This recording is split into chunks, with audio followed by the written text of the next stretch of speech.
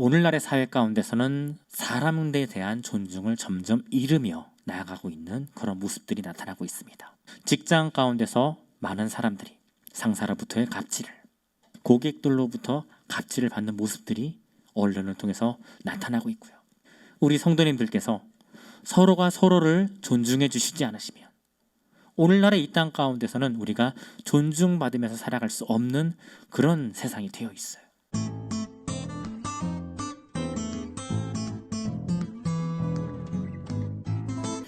그러면 이제 15절에서부터 저희가 한 소절씩 살펴보도록 하겠습니다. 하나님께서 사람을 만드시자마자 에덴 동산에 주시고 할 일을 이제 저희들에게 지시하여 주시는데, 먼저 15절입니다.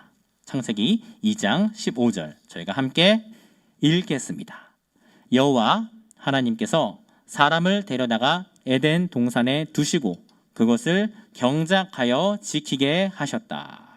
하나님이 이제 아담에게 제일 먼저 지시하시는 것은 땅을 경작하고 에덴 동산을 경작하고 지키게 하시는 것이에요. 이 모습은 지금 상당히 그 의미가 커요. 하나님께서 이 세상을 만드시면서 이 세상을 너무나도 아름답게 만드시고, 하나님께서는 그러한 창조의 즐거움을 말씀하셔요. 하나님께서 보시기에 좋았더라. 그런데 그러한 창조의 기쁨을 하나님께서 하나님만 누리시는 것이 아니라 사람을 통하여서도 그 기쁨을 함께 누리도록 하여 주셔요. 하나님께서 만들어주신 이 땅 가운데서, 이 세상 가운데서 하나님의 생명을 경작하고 그 하나님의 생명을 가꾸는 것을 통하여서 이른바 생명 창조의 기쁨을 함께 누리도록 하여 주신 거죠. 사람은 하나님의 그 생명 창조를요, 땅을 경작하면서 이어가고 동산을 보존하면서 하나님의 창조와 그 다스림 가운데 함께 참여를 합니다. 이제 오늘날로 치자면 아담의 직업이 이제 농부로서 여겨집니다. 이제 물론 당시에는 죄로 인하여서 오염이 되기 전에, 죄로 인하여서 저주가 되기 전에 그러한 세상이기 때문에요. 그러한 땅이기 때문에 아마도 노력에 비해서 지금과 비교하였을 때요, 노력에 비해서 얻어지는 수확이 훨씬 더 쉽지 않았을까 짐작을 하여 봅니다. 이후에 하나님께서 아담에게 명령을 주시는데요. 다음 16절과 17절을 또 읽어보겠습니다. 16절, 17절 함께 읽겠습니다. 여호와 하나님께서 사람에게 명령하시기를 그 동산의 나무에서 나는 모든 것을 자유롭게 내가 먹을 수 있으나 선과 악을 알게 하는 나무의 열매는 먹지 마라. 내가 거기서 사는 것을 먹는 날에는 반드시 죽을 것이다 하였다. 아담이 하나님으로부터 받은 첫 번째 명령은 동산에 있는 모든 실과의 나무는, 모든 나무의 열매는 먹어도 좋다는 것이에요. 모든 나무의 열매들을 먹을 수 있도록 하나님께서 허락을 해주세요. 다만 한 가지 하나님께서 먹지 말라고 하는 것이 있는데요.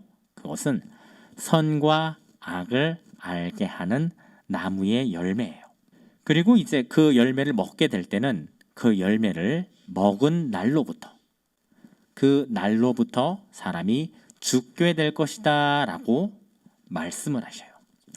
이제 이 창세기 2장 16절, 17절의 표현을 통하여서 저희가 성경이 말하는 죽음에 대해서 생각을 해볼 수는 있는데요. 이제 이와 관련하여서는 창세기 3장에 가서 선악과에 대한 내용을 다루게 될 때 조금 더 자세하게 살펴볼 수 있도록 하겠습니다. 저희가 오늘 집중하고자 하는 것은 아담은 하나님으로부터 명령을 받았고 그 명령에 순종함으로써 하나님께서 주시는 복을 누리며 살아갔다라는 것입니다. 아담은 하나님의 명령을 따르고 하나님께서 주시는 복을 누리면서 살아가요. 다음 18절에서 20절을 읽어보겠습니다. 18절에서 20절 시작. 또 여호와 하나님께서 말씀하시기를 사람이 홀로 있는 것이 좋지 않으니 내가 그를 위하여 돕는 배필을 만들겠다라고 하셨다. 여호와 하나님께서 흙으로 모든 들짐승들과 하늘의 모든 새를 지으시고 아담이 그것들을 무엇이라 일컫는지 보시려고 그에게 데려오시니 아담이 그 생물을 일컫는 대로 모두 그것의 이름이 되었다. 아담이 모든 가축과 하늘의 새와 들의 모든 짐승의 이름을 불렀다. 그러나 아담에게 돕는 배필이 없었다. 저희가 이제 잘 이해해야 될 분이 바로 이제 이 구절인데요. 18절에서 하나님은 아담에게 홀로 지내는 것이 좋지 않으니까 그를 돕는 배필을 만들겠다라고 말씀을 하셔요. 여기에서 배필이라는 표현은 아담에게 꼭 들어맞는 존재, 아담을 충분하게 채워줄 존재라는 그런 이제 의미입니다. 그런데 하나님께서 이 말씀을 하시고 난 다음에 19절에 가보면은요, 하나님께서 흙으로 짐승들을 만드셔요. 자, 지금 잠시 보시게 되면은요, 창세기 1장과 2장에 있어서의 창조 순서가 조금 다르다라는 것이 보이실 것이에요. 창세기 1장에서는 하나님께서 동물들을 먼저 만드시고 지금 2장에서는 사람을 먼저 만드는 모습을 보여주시고 난 이후에 동물들이 만들어지는 내용들이 나타납니다. 네, 순서가 조금 다른 면이 있는데요. 성경이 내용을 기재를 하게 될 때 우리가 이해하는 것과는 다르게 시간의 순서와는 다르게 기재하는 부분들이 있기는 합니다. 그렇기 때문에 이 내용은 서로가 전혀 다른 내용을 언급하고 있는 것이 아니고 하나의 내용을 가지고서는 이제 창세기 2장에서는 사람이 만들어지는 모습을 먼저 보여주고 난 이후에 그리고 동물들이 만들어지는 모습을 보여주고 있다라고 우리 성도님들께서 이해하여 주시면 감사하겠습니다.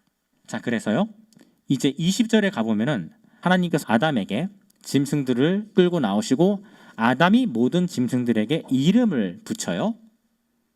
그런데 아담에게 돕는 배필이 없다라는 내용이 20절에서 나와요.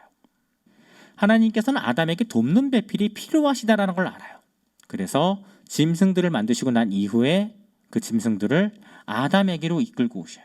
그리고 아담이 무엇이라 부르는지를 보시는데 여기서 이제 아담이 한 짐승들을 무엇이라 부르는지 하나님께서 보시고자 라고 하는 표현이 이제 나오는 것을 보았을 때요, 이 표현을 앞뒤 문맥과 이제 살펴서 이해해 본다면은 과연 짐승들 가운데서 아담을 돕고 아담을 채울 수 있는 존재가 있을까?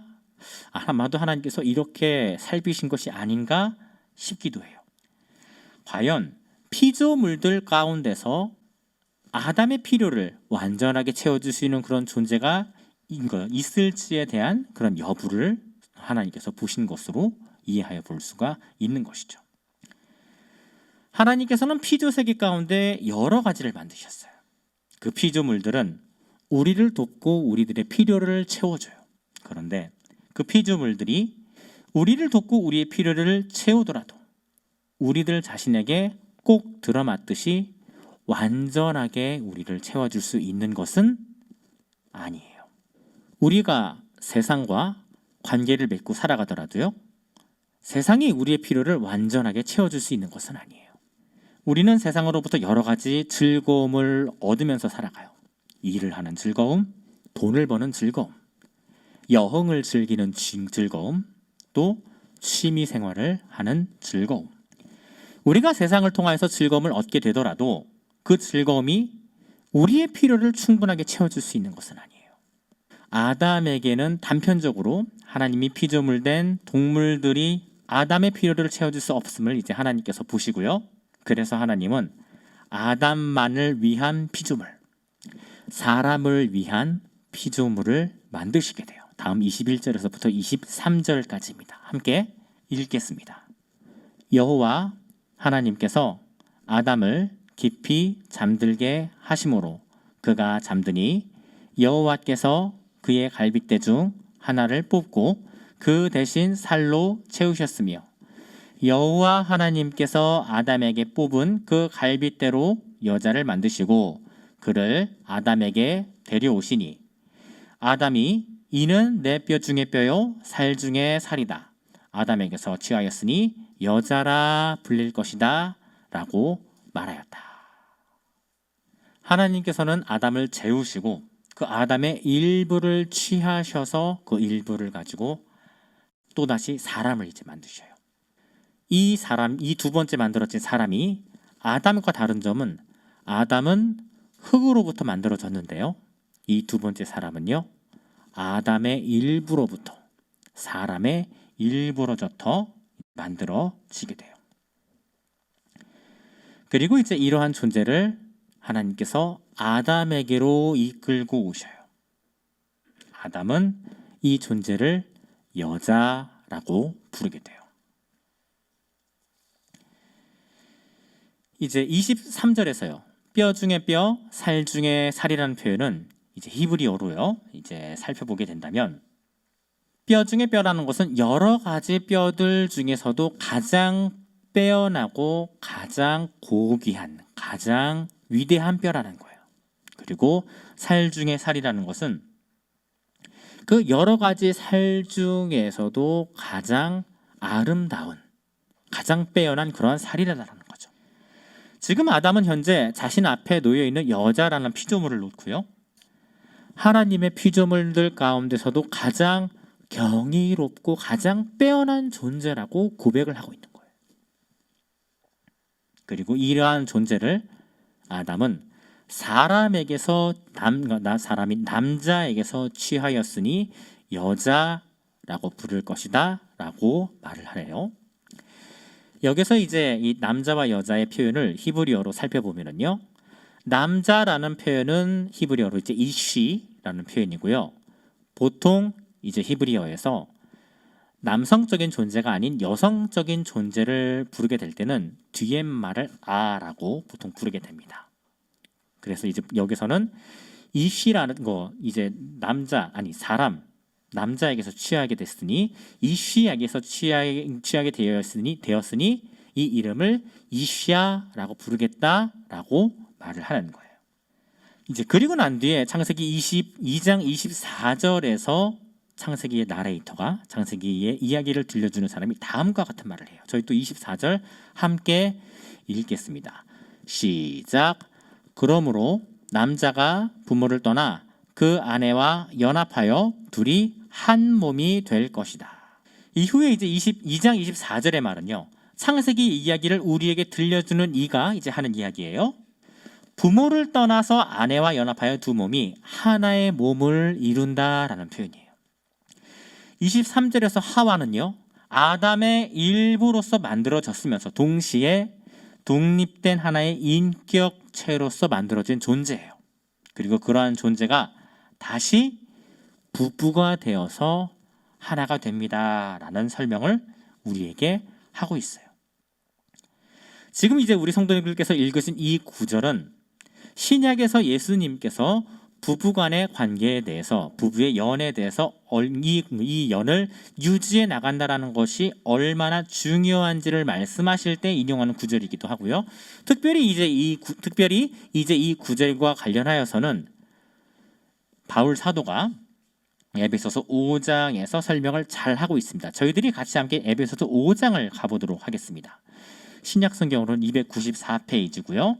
에베소서 5장 21절에서부터 33절까지를 살펴보겠습니다. 에베소서 5장 21절부터 33절까지입니다. 5장 21절부터의 내용은 남편과 아내의 관계를 교회와 그리스도의 관계로 설명하는 내용이에요. 저희가 이제 21절부터 읽어보도록 하겠습니다. 시작.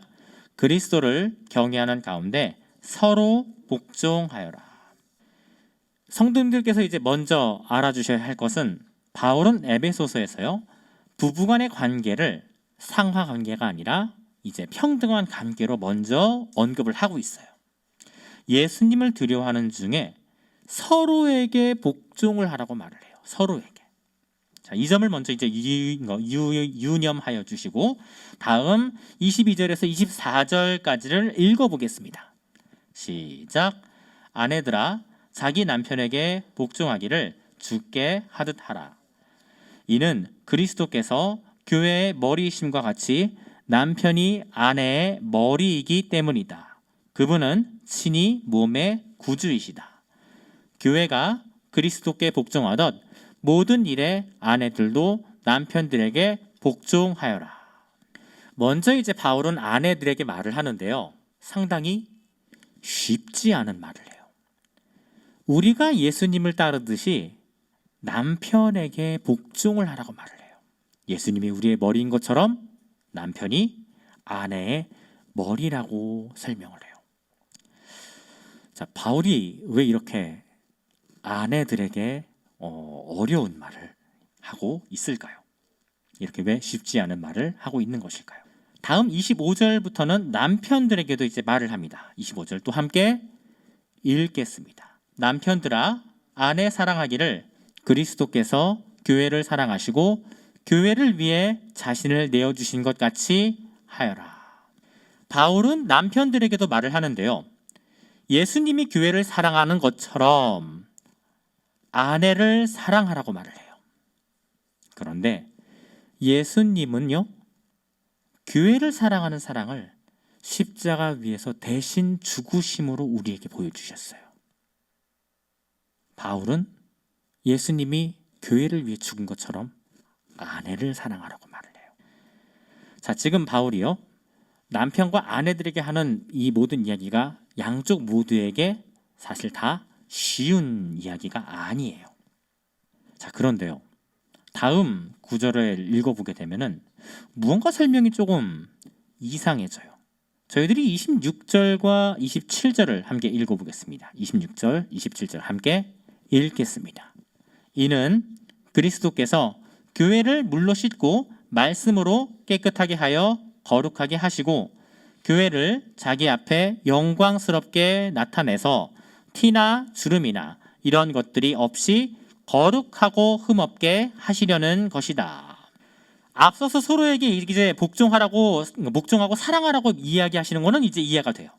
그런데 26절과 관련하여서는요, 바울은 예수님의 사랑이 교회를 물로 씻고 마음으로 깨끗하게 하여서 거룩하게 하시는 것이라고 설명을 해요. 앞서서 아내 사랑하기를 예수님이 우리를 위하여 죽으신 것처럼 죽기를 다해 사랑하라는 말은 이제 이해가 돼요. 그런데 우리는 예수님이 아니어서 예수님처럼 우리의 아내를요, 거룩하고 정결하게 할 수 있는 능력이 있지는 않아요. 자, 그러면 이것은 도대체 무슨 말일까요? 저희들이 잠시 밑에 내려가서요, 31절에서부터 33절까지를 읽어보겠습니다. 그러므로 사람이 그 부모를 떠나 그의 아내와 연합하여 둘이 한 몸이 될 것이다. 이 비밀이 크다. 내가 그리스도와 교회에 대하여 말한다. 그러나 너희도 각각 자기 아내 사랑하기를 자기 몸같이 하고 아내도 남편을 경외하여라. 지금 읽으신 이제 31절은 앞서서 이제 창세기 2장 24절에서의 말이고요. 바울은 이 구절을 인용하면서 지금 자신이 교회와 그리스도의 관계에 대해서 말을 한다라고 말을 하고 있어요. 그리고 33절에서 그러나 너희는 그리스도와 교회와 예수님처럼 서로를 아끼고 사랑하여라 라고 말을 하고 있어요. 그리고 이제 33절을 보시면은요, 그러나라는 단어가 있는데요, 헬라어에서는 이정 문장과 반대되는 이제 말을 할 때 접속사, 이른바 부정 접속사가 이제 약한 의미의 부정 접속사가 있고요, 강한 의미의 부정 접속사가 있습니다. 그런데 지금 여기서 33절에서 사용되고 있는 접속사는 plain이라는 접속사로 굉장히 강한 의미의 접속사예요. 이 접속사가 자주 쓰이지는 않습니다. 그런데 사용이 될 때는 상당히 강한 의미를 가지게 돼요. 그러니까 지금 성도님들께서 읽고 계신 이 본문은 부부 관계를 놓고 바울이 어떻게 하여라 라고 말을 하는 것이 아니고요, 부부의 연을 빗대어서 교회와 예수님과의 관계를 설명하고 있는 본문인 거예요. 남편이 아내를 위하여 살아가듯, 아내가 남편을 존중하며 살아가듯, 예수님께서는 교회를 사랑하시고 교회는 예수님을 믿고 따른다라는, 그리고 또 그렇게 믿고 따라야 한다라는 것을 우리들에게 말을 하고 있는 거죠. 그리고 우리가 매일의 가족과의 관계를 유지하며 살아가면서 그 가족과의 관계 가운데서 우리는 늘 예수님과 우리와의 관계를 생각하며 살아가라는 것이죠. 다음 이제 28절에서 저희들이 30절까지를 읽어보도록 하겠습니다. 이와 같이 남편들도 자기의 아내 사랑하기를 자기 몸을 사랑하는 것 같이 해야 한다. 자기 아내를 사랑하는 자는 자기를 사랑하는 것이다. 누구라도 언제든지 자신의 육체를 미워하지 않고 자신을 양육하고 보살피기를 그리스도께서 교회를 위해 하시듯이 한다. 이는 우리가 그분의 몸에 지체드리기 때문이다. 이제 심지어 29절에서 바울은 자기 자신을 사랑하듯이 예수님은 교회를 보호하시고 보살핀다고까지도 말을 해요. 30절에서요. 이제 몸의 지체들이라는 표현은 우리 모두가 예수님의 몸의 부분들이라는 그런 표현이에요. 바울은 지금 가정의 연합 속에서요. 예수님과 교회의 연합에 대한 신비를 떠올리고 이를 묵상하라고, 이를 묵상할 수 있어야 한다라고 말을 하는 것이에요. 물론 예수님과 교회처럼 우리 또한 부부가 서로 아끼고 존중해야 하겠지만요. 그러면 이제 다시 창세기 2장의 이야기로 돌아와 볼게요. 하나님께서는 세상을 만드실 때 예수님께서도요, 함께 참여를 하셨는데요. 하나님께서 아담과 하와에게 부부의 연을 맺어 주실게 하셔 주실 때도 예수님께서도 이 과정에 함께 참여를 하셨어요. 그러니까 우리의 결혼과 우리의 부부 관계가 예수님이 함께하는 그러한 관계인 것이에요. 그리고 바울은 이 부부의 연을 보여주면서 우리가 예수님과 교회의 관계를 이해할 수 있어야 한다라고 말을 해요. 창세기 2장에서요. 아담과 하와가 부부의 연을 맺는 그 모습 이면에는요. 예수님과 교회의 관계에 대한 예시가 함께 들어가 있는 것이에요. 하와가 아담의 신체 일부로 만들어져서 아담과 한 몸이 되어서 연합을 하듯이 우리는 예수님의 몸의 일부가 되어서 예수님으로부터 만들어진 우리들은요. 예수님의 몸의 일부가 되어서 다시 예수님과 연합을 하게 되는 것이죠. 그리고 부부가 서로의 필요를 채워주는 배필이 되듯이 예수님께서는 우리의 필요를 채워주시고 우리를 도우시고 그리고 우리를 지키시는 분이신 거죠. 바울의 말처럼 우리는 매일의 가정 가운데서 매일의 가정의 모습을 통하여서요. 예수님께서 우리를 위하여 어떤 일을 하여 주시는지 그리고 우리가 예수님을 삶 가운데서 어떻게 따라야 하는지를 생각할 수 있어야 할 것이에요. 그리고 이와 함께 또 바울의 말처럼요. 우리는 예수님과의 교회처럼 서로를 아끼고 서로를 존중할 수 있어야 할 것입니다. 특별히 오늘날의 사회 가운데서는 사람에 대한 존중을 점점 잃으며 나아가고 있는 그런 모습들이 나타나고 있습니다. 회사는 사람들을 부속품처럼 대하고 있고요. 그리고 직장 가운데서 많은 사람들이 상사로부터의 갑질을 그리고 고객들로부터 갑질을 받는 모습들이 언론을 통해서 나타나고 있고요. 우리 성도님들께서 서로가 서로를 존중해 주시지 않으시면 오늘날의 이 땅 가운데서는 우리가 존중받으면서 살아갈 수 없는 그런 세상이 되어 있어요.